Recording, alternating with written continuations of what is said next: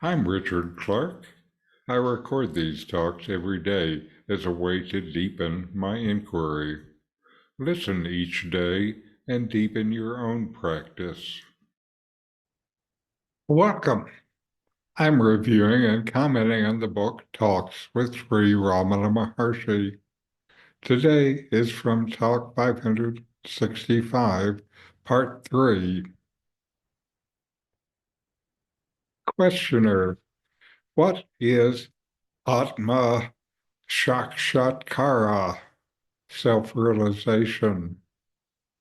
Maharshi, you are the Atma, self, and that Shakshak, here and now, also. Where is the place for Kara, accomplishment, in it? This question shows that you think you are the non-self, or you think that there are two selves, the one to realize the other. It is absurd. That you identify yourself with the gross body lies at the root of this question. Well, this question arises now. Did it arise in your sleep? Did you not exist then? Certainly, you did exist in sleep. What is the difference between these two states that the question should arise now, but not in sleep? Now you think that you are the body. You see things around you, and you want to see the self in a similar manner. Such is the force of habit. The senses are mere instruments of perception. You are the seer. Remain as the seer only. What else is there to see? Such is the state in deep sleep. Therefore, this question does not arise then. Atma sakshatkara, self-realization, is only giving up the non-self. Self-realization, or Atma sakshatkara, is a central theme in the teachings of Sri Ramana Maharshi.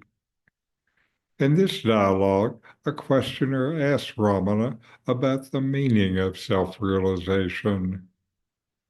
The Maharshi's response dismantles the assumptions behind the questions and guides the questioner towards a deeper understanding of the self. Ramana begins by stating a profound truth. You are the self, Atma, here and now. There is no need for accomplishment or attainment, as the question implies. By framing the question in terms of a goal to be achieved, the questioner reveals an underlying misconception that the self is something separate, external, or to be acquired. The Maharshi points out the error in this thinking, explaining that it arises from identifying with the body and mind, which are not the self. This mistaken identity creates the illusion of duality, a self that is seeking and a self to be found. To clarify, the Maharshi uses the example of deep sleep.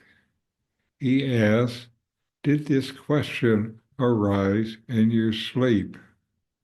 The questioner must admit that it did not, yet they undeniably existed during sleep. This comparison highlights a key distinction.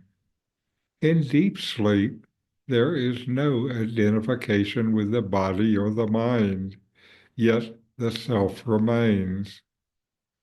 In the waking state, however, the habitual identification with the body leads to a perception of separateness, prompting questions like, how do I realize the self? The Maharshi emphasizes that the senses and mind are mere instruments of perception. They are not the seer, but tools through which the seer, the true self, observes. The force of habit conditions you to believe that you are the body and that the self must be an object of perception like other things you see or experience. Ramana gently redirects the questioner, remain as the seer. When you rest in this awareness, there is nothing more to see or achieve. Finally, Ramana Maharshi explains that self-realization is simply the giving up of the non-self. This is not an act of acquiring something new, but of shedding the false identification with what you are not. By letting go of the belief that you are the body or the mind or the separate ego, you naturally abide as the self which you have always been. So know yourself and be always free and at peace.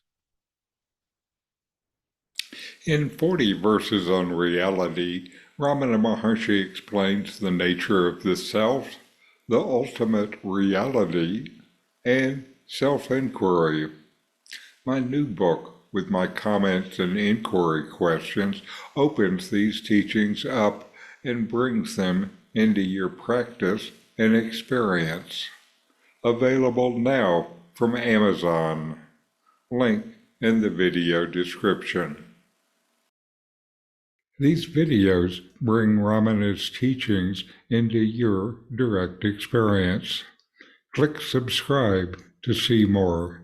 Click thumbs up to like, and send questions and start a dialogue with a comment